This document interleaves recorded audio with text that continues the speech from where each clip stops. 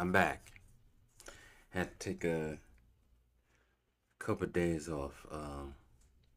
Sometimes you need to take some days off to refresh your mind, especially when you're on these YouTube streets, dealing with the idiocy that you hear when it comes to talking about the NBA, and you got such and such, who fans in your comment section, of course, and they talk crazy and stupid, not knowing what they talk about because they don't do no research. And this summer, so far, has been goofy, annoying, and dumb, and idiotic when we talk about basketball. So we got people on YouTube that supposedly professional basketball players, and they talking crazy or trolling to the point where in trolling,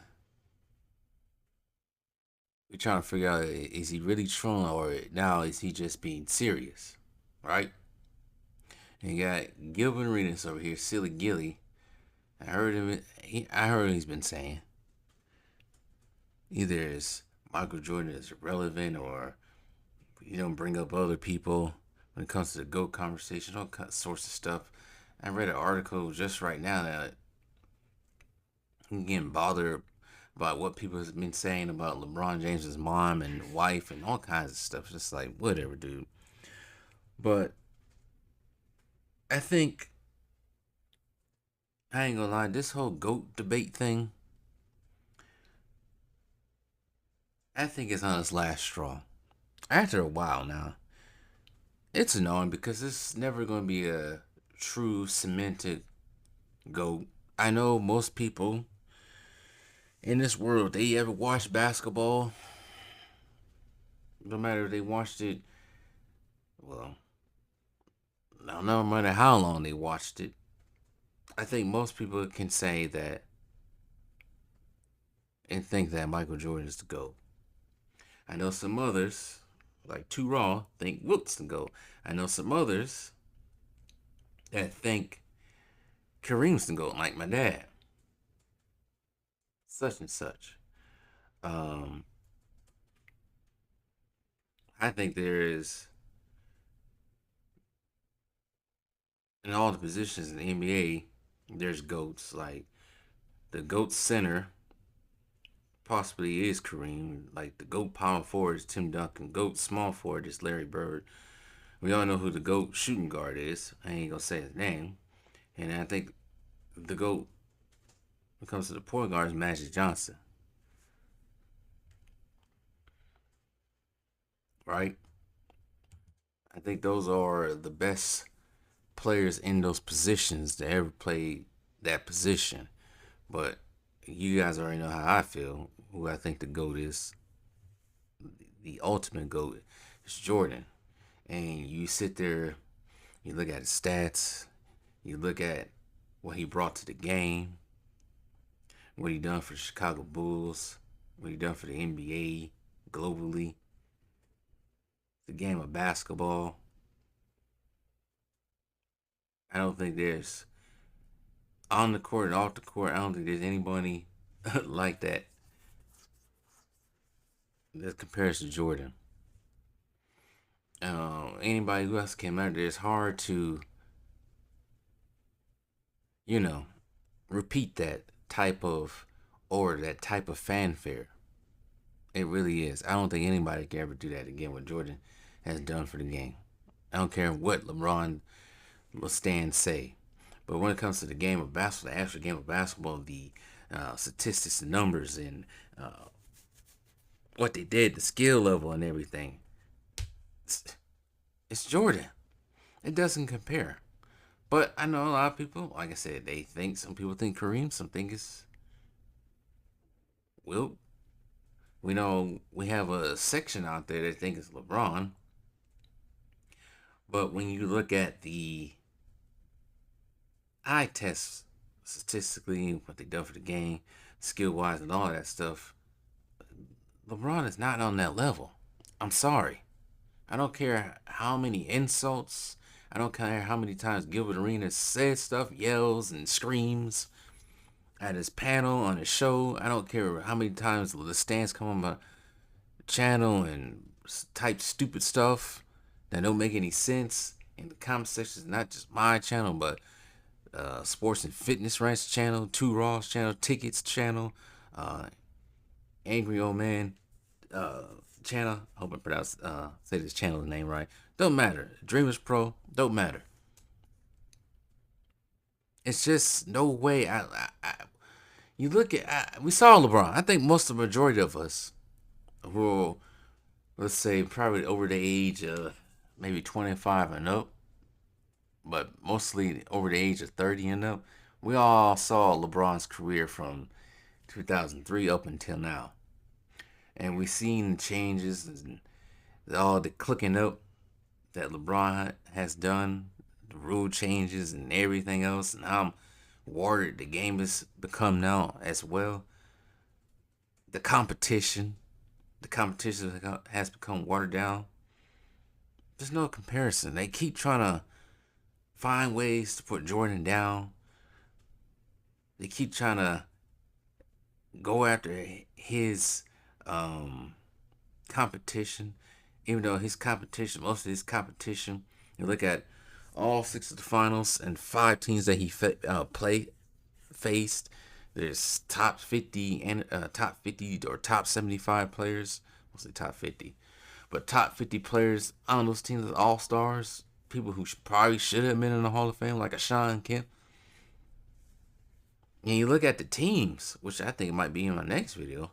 You look at all the teams Jordan faced, and you look at the numbers statistically to the teams Jordan faced compared to the teams you see LeBron has faced. There's also no comparison. I guarantee if you brought that any of those Warriors teams into Jordan's timeline or time, they will have to play totally different. Because they're not going to let Steph get off a shot like that or Clay get off a shot like that. And plus, Golden State was undermanned at the center position. They're small. And they even got smaller now. I don't think there's anybody over 6'9" on that roster as we speak.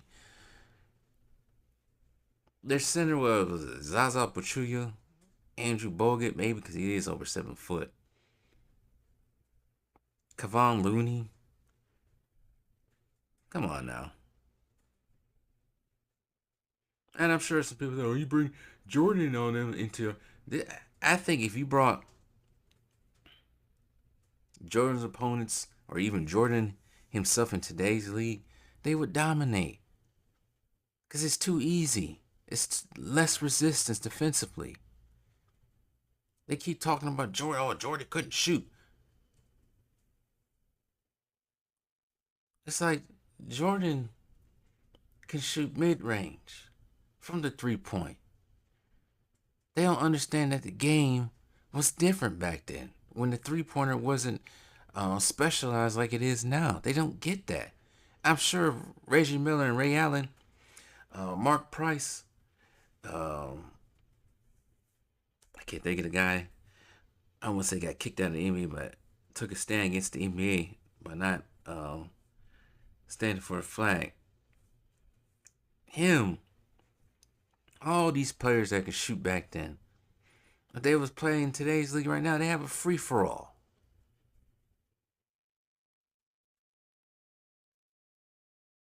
And I'm sure, like I said, you bring some of these players that are playing now back then, they had to adjust their game. I had to agree with Kevin Garnett. If these players had to play 20 years ago, they wouldn't make it playing 20 years. And I think if you bring them back 30 years ago, 40 years ago, they wouldn't be able to make it.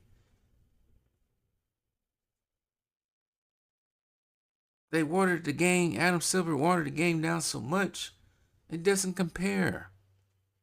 So yes, as we all these young fans don't understand the game was better back then. It's not watered down, and when it comes to, like I said, the GOAT conversation, it doesn't compare. When you look at Jordan, even Kareem or Will. I'm sorry. These are facts, but like I said, this whole conversation will probably never end. It's never gonna go anywhere. And I truly, honest, I think, oh man, I think if LeBron played back in the 80s and 90s, he would have to toughen up. And it wouldn't be as easy for him. He wouldn't be able to do all that bowling ball stuff and all that uh, Marshawn Lynch type of basketball, Jerome Bettis type of basketball. Because now you have centers to deal with. He had to learn how to shoot earlier in his career than when he did when he played 10 years ago, 20 years ago when he first came into the league, I should say. I ain't gonna say he can go out there and he would suck. I can't say that about any of them.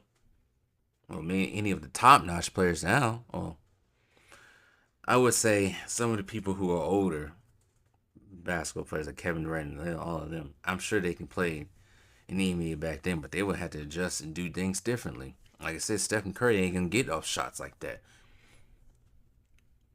Reggie Miller couldn't get off shots like that. What do you think Steph Curry gonna get off shots like that when you got the defense just out there playing defense like they're supposed to? They ain't supposed to play like that. Well, guess what? They ain't supposed to be playing like they are now. Dudes just get off threes like all these step backs, like Kevin Garnett said. Couldn't do all these step back threes. The pace was slower. They played actually half court basketball, especially in the early 2000s. But anyways, what Gilbert was saying, like talking about Kobe wasn't athletic, that was a lies because Kobe was getting past your freaking. No, he's not a bum. Gilbert Arenas is not a bum. I do admit back then when Gilbert Arenas was in the league, I do admit I was a fan. So I can't call him he was a bum. No, he's not. He wasn't a bum. But I know one thing: Kobe was getting past his ass, just like he was getting past Kobe. But Kobe was getting past everyone, and there, Kobe is probably not athletic as a Jordan was, but say he wasn't athletic, it's crazy. I'm sure if he was around, well, I'm sure back in the day, if he did play in those pickups or anywhere else, it was hard to hold Kobe because it just wasn't that he was athletic. Kobe also had his footwork down. When you play somebody with scary footwork, they don't need to be athletic. Not that much. And Kobe's footwork was impeccable. So that stuff Gilbert Arenas saying, like I said, after a while, when does trolling stop being a troll? I seriously think he is under that payroll over there to say goofy things like that. Now, I don't think he truly believes in it, all the stuff he be saying, but I think he has to say it for a price. But the problem with him saying all that stuff is that the young and impressionable, they think what Gilbert Arenas is saying is the truth. And then they go out there and regurgitate it and they come on our channel saying stupid stuff like what Gilbert Arenas has been saying. Um, Jordan is still relevant because we're still talking about him 20 years after he retired.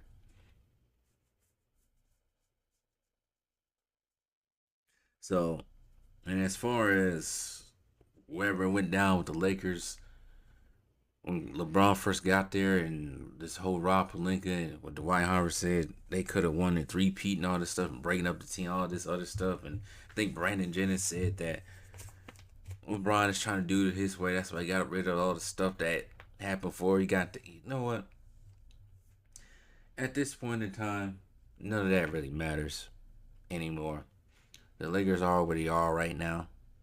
And it's unfortunate they are where they are right now because of a certain person that's been on that team since 2018. Um, the team doesn't glisten the same now. It has become a laughing stock. Also, sources of entertainment for us so far. So, yeah, if you're a Laker fan, it's sad to see what has happened to it. Um, I don't. As far as LeBron trying to erase, let's say, Kobe Bryant's legacy, I don't think that's ever going to happen because I think with the death of Kobe Bryant, I think that, well, I can't say martyr, but when that happens, it's hard to try to get rid of somebody like that. You got to think Kobe played in the city for 20 years. He saw him as a 17-year-old grow into a respectable grown man who brought them 5 rings, who brought them memories, who was clutch. Kobe, and I, like I said, I lived near the city during the time when he was in the league, and the aura. If you go into the city, especially when he was winning those back-to-back championships, just when he was just playing, the aura of Kobe Bryant in LA was just different. It was almost like he was a superhero to the people. And now you go back there, which I'll be going back there in a couple of weeks. But the last time I was there, it just doesn't feel the same. Sorry. Um, Real Laker fans are counting down the days till this guy's out of there. So, but anyways, that's all I got to say about this whole GOAT conversation, what Gilbert Arenas has been saying in a whole. But anyways,